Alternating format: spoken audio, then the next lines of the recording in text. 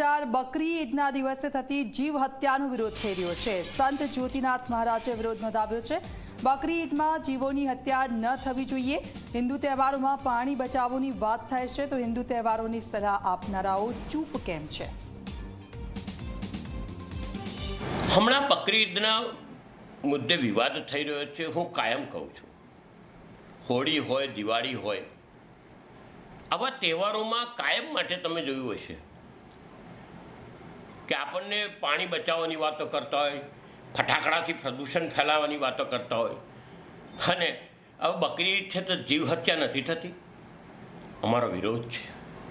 બલિપ્રથા તમારી છે, પ્રતિકાત્મક કરો।